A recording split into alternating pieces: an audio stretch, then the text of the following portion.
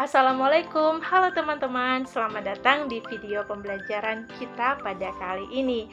Bagaimana kabarnya? Semoga semuanya dalam keadaan sehat dan tetap semangat ya. Hari ini kita akan belajar sesuatu yang sangat menarik dan tentunya pasti sangat bermanfaat. Untuk itu, mari siapkan buku catatan dan alat tulis kalian karena kita akan memulai pembelajaran kita bersama.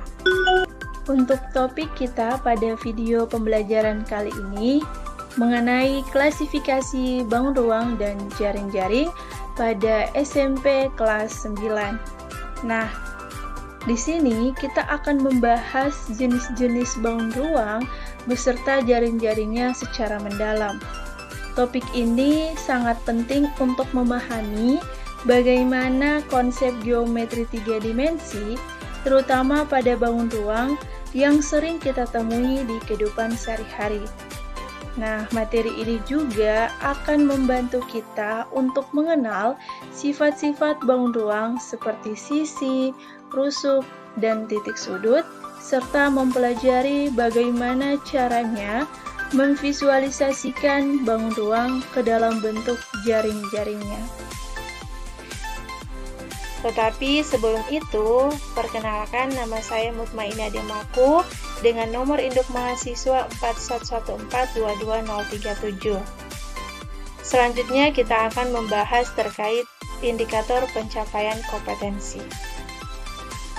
Setelah mengetahui topik pembelajaran kita hari ini, sekarang mari kita lihat apa saja yang menjadi tujuan utama atau indikator pencapaian dalam materi ini. Indikator ini nantinya akan menjadi panduan bagi kita untuk memastikan pembelajaran berjalan dengan baik dan hasilnya dapat terukur. Di sini ada dua hal yang menjadi fokus pencapaian. Yang pertama, teman-teman dapat memahami klasifikasi bangun ruang, dan yang kedua, teman-teman dapat menggambarkan bagaimana bentuk jaring-jaring dari setiap bangun ruang. Nah, dengan menguasai semua ini, kita akan lebih mudah menghadapi soal dan penerapannya dalam kehidupan nyata. Tetapi sebelum itu, sebelum kita melangkah lebih jauh terkait pembahasan dalam materi ini, saya akan memberitahukan apa saja subtopik yang akan kita pelajari mendalam pada pembelajaran kali ini pada slide selanjutnya. Untuk subtopik pembahasannya, kita akan membahas beberapa poin. Yang pertama, pengertian bangun ruang. Yang kedua, jenis-jenis bangun ruang. Yang ketiga, jaring-jaringnya. Dan yang terakhir, ada aplikasi dalam kehidupan nyata. Tidak hanya itu, nantinya akan ada beberapa contoh soal terkait dengan materi klasifikasi bangun ruang dan jaring-jaring untuk lebih memantapkan kita mengenai konsep-konsep yang telah kita pelajari pada materi kali ini.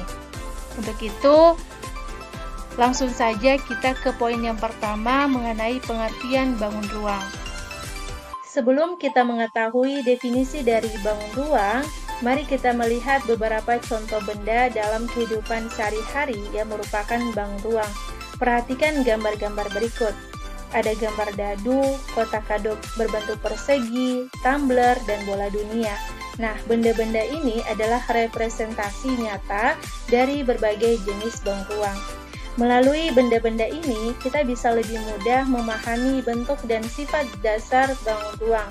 Sekarang, mari kita bahas apa definisi dari bangun ruang secara lebih formal di slide berikutnya. Apa itu sebenarnya bangun ruang?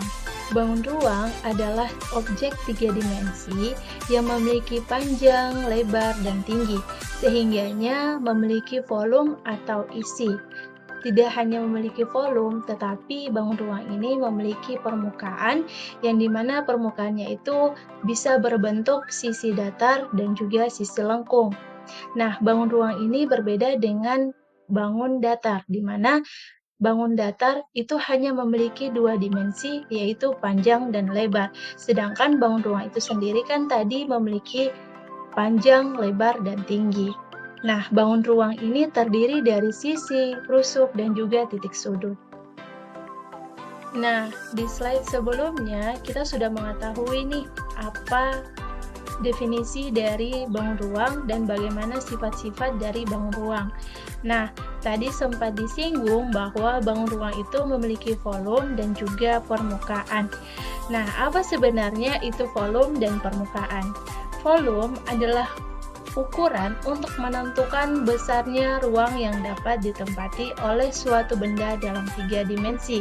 Sedangkan untuk permukaan bangun ruang adalah seluruh bidang yang membatasi bangun ruang tersebut yang bisa berupa bidang datar seperti persegi atau segitiga atau bidang melengkung.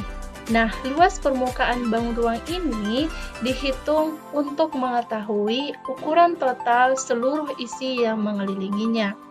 Nah, permukaan bangun ruang ini terdiri dari 2 sisi, yang dimana ada sisi datar dan juga sisi lengkung. Bangun ruang sisi datar adalah bangun ruang yang seluruh permukaannya itu berupa sisi datar yang berbentuk segitiga, persegi, persegi panjang, dan atau poligon lainnya. Sedangkan untuk permukaan bangun ruang sisi lengkung adalah bangun ruang yang memiliki sebagian atau seluruh permukaan bentuk lengkung seperti lingkaran dan juga bola. Nah, ternyata ketika kita menganalisis kembali definisi dari bangun ruang, ternyata bangun ruang itu tidak hanya memiliki volume dan juga permukaan, tetapi bangun ruang juga terdiri dari sisi, rusuk, dan titik sudut. Maka dari itu, mari kita bahas definisi dari sisi, rusuk, dan juga titik sudut. Definisi dari sisi adalah permukaan datar pada bangun ruang yang membentuk batas luar dari bangunan tersebut.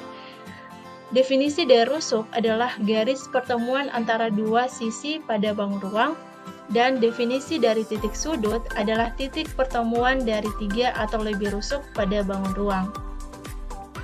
Baik, untuk lebih memahami sisi, rusuk, dan titik sudut beserta di mana letak-letak dari ketiga hal tersebut, teman-teman bisa melihat gambar di sebelah kanan, di mana gambar ini merupakan gambar dari bangun ruang kelas, di mana bangun ruang kelas ini nantinya akan membantu kita memahami konsep sisi, titik sudut, dan juga rusuk dengan baik dan juga benar.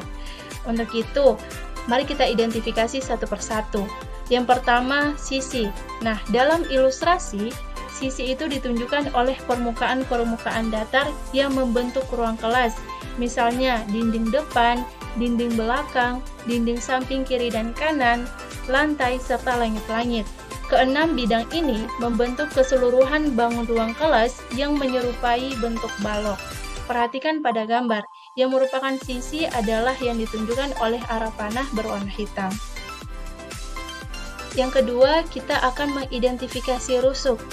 Rusuk adalah garis yang berbentuk dari pertemuan 2 sisi. Nah, dalam ilustrasi, rusuk ditandai dengan garis tebal berwarna biru, yaitu contohnya seperti garis pertemuan antara dinding samping kanan dan lantai, atau antara dinding belakang dan langit-langit.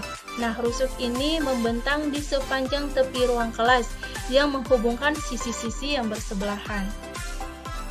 Selanjutnya, kita akan mengidentifikasi titik sudut. Nah, titik sudut pada ruang kelas adalah tempat bertemunya 3 sisi atau lebih. Nah, dalam gambar, titik sudut itu ditandai dengan arah panah berwarna merah. Misalnya, sudut di mana dinding depan bertemu dengan dinding samping kanan dan lantai adalah salah satu titik sudut. Nah, dari gambar bangun ruang tersebut, kita sudah mengetahui di mana letak-letak dari sisi, rusuk, dan juga titik sudut. Maka dari itu, kita akan beralih ke pembahasan selanjutnya. Nah, sebelumnya kita sudah mengetahui nih pengertian dari bangun ruang. Selanjutnya kita beralih ke subtopik yang kedua yang mengenai jenis-jenis bangun ruang. Nah, bangun ruang itu dapat diklasifikasikan beberapa jenis berdasarkan sifat dan karakteristiknya. Nah, apa saja jenis-jenis dari bangun ruang berdasarkan karakteristik-karakteristiknya? Yaitu yang pertama, kita akan membahas jenis-jenis bangun ruang berdasarkan bentuk alas dan jumlah sisi, dan yang kedua berdasarkan jumlah rusuk, sisi, dan titik sudut. Untuk lebih jelasnya, kita akan beralih ke slide-slide berikutnya. Pada slide ini, kita akan membahas terkait jenis-jenis bangun ruang yang diklasifikasikan berdasarkan bentuk alas dan jumlah sisi. Untuk bangun ruang yang pertama, ada bangun ruang prisma, di mana prisma ini memiliki dua alas yang sejajar dan kongruen, sama bentuk dan ukurannya, serta sisi-sisi lainnya itu berupa persegi panjang. Untuk lebih jelasnya, teman-teman bisa melihat pada gambar di mana ada 3 gambar yang merupakan gambar dari beberapa bangun ruang prisma, yang dimana yang pertama itu ada bangun ruang prisma segitiga, yang dimana alasnya itu berbentuk segitiga. Yang kedua prisma segi 5 karena alasnya itu berbentuk segi 5.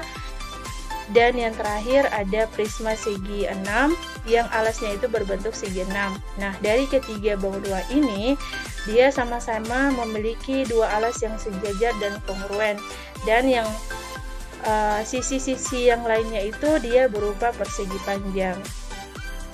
Yang kedua ada bangun ruang limas, di mana limas ini merupakan bangun ruang yang memiliki satu alas berbentuk segitiga, segi 4 atau bentuk lainnya, dengan sisi-sisi yang lainnya itu berbentuk segitiga yang bertemu di satu titik puncak yang sama. Jadi teman-teman bisa lihat di gambar, di situ ada dua bangun ruang limas, yaitu ada limas segi 4 dan limas segitiga. Yang membedakan dari kedua limas ini hanya bentuk alasnya, di mana limas segi 4 itu alasnya berbentuk segi 4 dan limas segitiga itu alasnya berbentuk segitiga. Yang dimana kedua bangun ruang ini memiliki sisi-sisi yang berbentuk segitiga yang nantinya akan bertemu di satu titik puncak yang sama. Klasifikasi yang selanjutnya itu berdasarkan alas lingkaran, di mana ada beberapa bangun ruang yang memiliki alas lingkaran. Yang pertama adalah bangun ruang tabung. Tabung ini memiliki dua alas berbentuk lingkaran yang sejajar serta satu sisi selimut yang melengkung. Bangun ruang yang kedua itu adalah kerucut, di mana kerucut ini memiliki satu alas berbentuk lingkaran dan satu titik puncak dengan sisi selimut melengkung. Dan yang terakhir ada bangun ruang bola, di mana bola ini merupakan bangun ruang yang memiliki permukaan melengkung sempurna dan hanya terdiri dari satu sisi tanpa rusuk atau sudut. Berikutnya, klasifikasi berdasarkan jumlah rusuk, sisi, dan titik sudut. Sebelumnya kita sudah mengetahui apa itu rusuk, sisi, dan titik sudut. Kemudian kita juga sudah mengetahui di mana letak-letak dari ketiga hal tersebut. Maka dari itu, pada slide ini kita akan membahas bangun ruang apa saja yang termasuk di dalam klasifikasi ini. Yang pertama yaitu ada kubus, di mana kubus ini memiliki 6 sisi berbentuk persegi yang sama besar, 12 rusuk yang sama panjang, dan 8 titik sudut. Yang kedua ada balok, di mana balok ini memiliki 6 sisi yang terdiri dari pasangan persegi panjang, 12 rusuk, dan 8 titik sudut. Jadi kubus dan balok ini dia hampir sama, hanya saja yang membedakannya itu bentuk sisinya. Ketika di kubus, bentuk sisinya itu persegi yang sama besar, dan pada balok sisinya itu berbentuk pasangan persegi panjang. Yang ketiga ada prisma segitiga, di mana prisma segitiga ini memiliki 5 sisi yang terdiri dari 2 segitiga dan 3 persegi panjang, 9 rusuk, dan 6 titik sudut. Yang terakhir ada bangun ruang 5 segi 4, yang dimana 5 segi 4 ini dia memiliki 5 sisi yang sama seperti prisma, hanya saja 5 sisi pada 5 segi 4 itu terdiri dari 1 persegi dan 4 segitiga, memiliki 8 rusuk dan 5 titik sudut.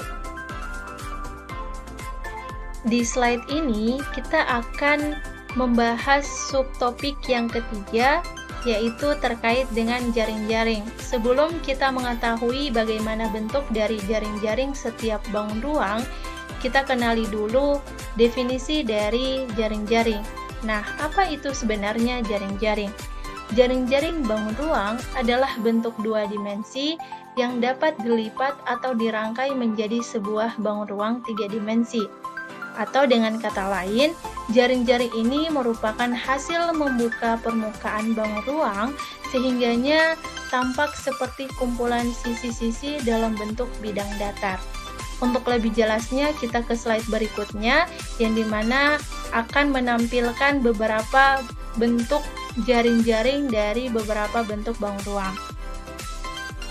Inilah bentuk jaring-jaring dari beberapa bangun ruang, seperti bangun ruang prisma, bangun ruang balok, kubus, tabung, dan kerucut. Ada yang sedikit berbeda dari bentuk jaring-jaring yang diperlihatkan pada slide, yaitu pada bangun ruang bola, di mana bola ini tidak memiliki jaring-jaring. Karena kenapa? Karena permukaannya itu tidak datar, melainkan melengkung. Jaring-jaring itu hanya bisa dibuat untuk bangun ruang yang memiliki sisi datar, seperti kubus atau balok. Nah, jadi ketika kita coba meratakan permukaan bola ke bidang datar, bentuknya itu akan berubah. Jadi, bola berbeda dengan bangun ruang lainnya yang memiliki sisi datar yang bisa disusun menjadi jaring-jaring. Jadi, dari semua bangun ruang, itu hanya bola yang tidak dapat atau tidak memiliki jaring-jaring karena permukaannya itu melengkung. Teman-teman bisa melihat video di mana video ini akan menampilkan sebuah alat peraga yang memvisualisasikan bagaimana jaring-jaring dari beberapa bangun ruang itu terbentuk. Jika di slide-slide sebelumnya kita sudah mengetahui bagaimana jenis-jenis bangun ruang berdasarkan klasifikasinya dan juga bagaimana bentuk-bentuk jaring-jaring yang terbentuk dari beberapa bangun ruang yang sudah dijelaskan, sekarang kita beralih ke contoh soal.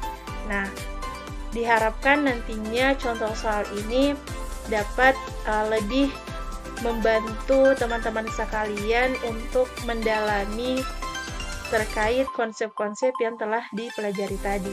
Untuk itu langsung saja kita ke contoh 1, di mana contoh 1 ini kita akan mengidentifikasi menyerupai bangun apakah benda-benda yang akan ditampilkan pada gambar-gambar berikut ini. Yang pertama ada gambar A.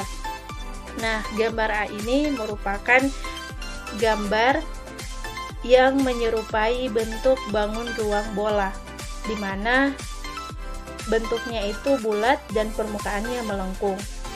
Untuk gambar B ini merupakan gambar gelas, di mana gelas ini biasanya berbentuk seperti tabung, dengan alas berbentuk lingkaran dan sisi tegaknya melengkung.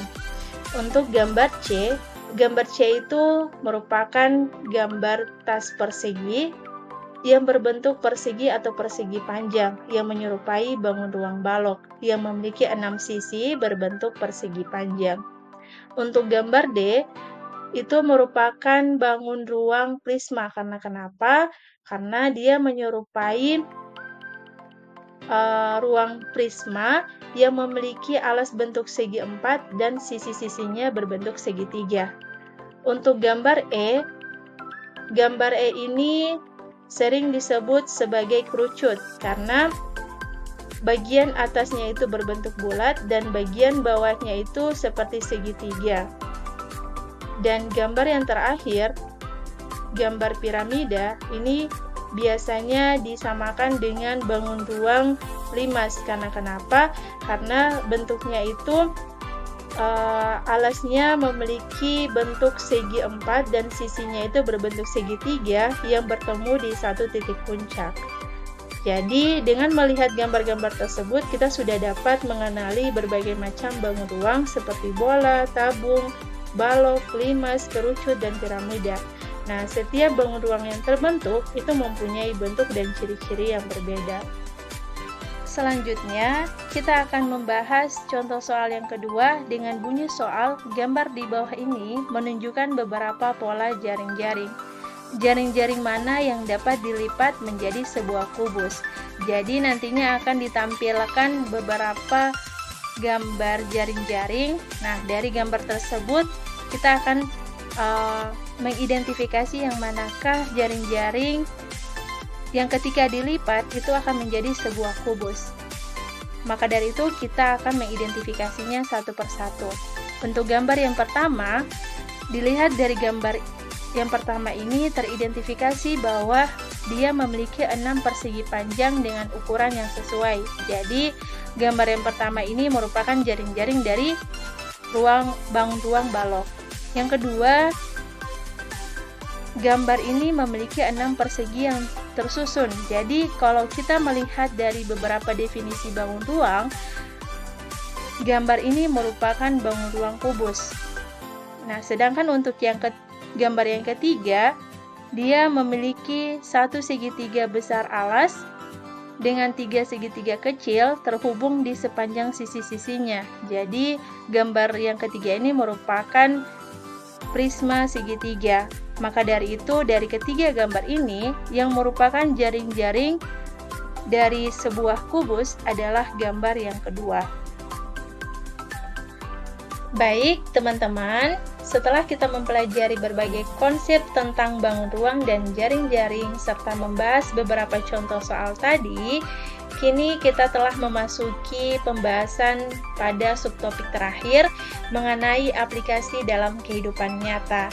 Pada bagian ini, kita akan lebih mendalami penerapan konsep yang telah kita pelajari tadi ke dalam kehidupan nyata. Untuk itu, langsung saja kita akan membahasnya. Yang pertama, bangun ruang kubus dan balok, di mana kubus dan balok ini bentuknya itu banyak sekali digunakan dalam dunia konstruksi dan kemasan, seperti kardus, kotak makan, dan brankas. Yang kedua, ada bangun ruang prisma segitiga, di mana digunakan dalam desain struktur seperti pada atap rumah yang berbentuk prisma segitiga.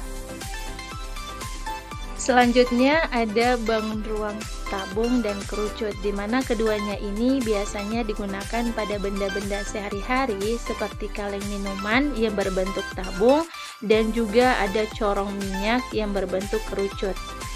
Dan yang terakhir yaitu aplikasi dalam kehidupan nyata berupa bangun ruang bola, yang dimana bola ini biasanya banyak ditemukan pada olahraga seperti sepak bola dan juga tenis. Demikianlah penjelasan tentang bangun ruang dan jaring-jaringnya. Kita sudah mempelajari berbagai macam bangun ruang seperti prisma, limas, bola, kerucut, dan lain sebagainya, serta bagaimana cara menggambarkan jaring-jaring dari bangun ruang tersebut.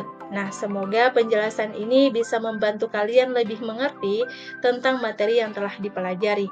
Ingatlah bahwa setiap langkah kecil yang kita ambil hari ini akan membawa kita lebih dekat pada tujuan besar di masa depan.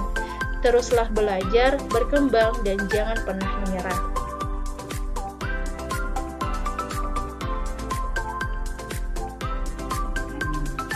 Jika ada hal yang belum kalian mengerti atau ada pertanyaan, jangan malu untuk bertanya, baik kepada guru atau teman-teman kalian. Belajar bersama itu lebih seru dan bisa saling membantu. Terima kasih sudah menonton video ini. Semoga penjelasan yang saya berikan bermanfaat dan membantu kalian dalam belajar. Jangan lupa tetap semangat dan sampai jumpa di video selanjutnya.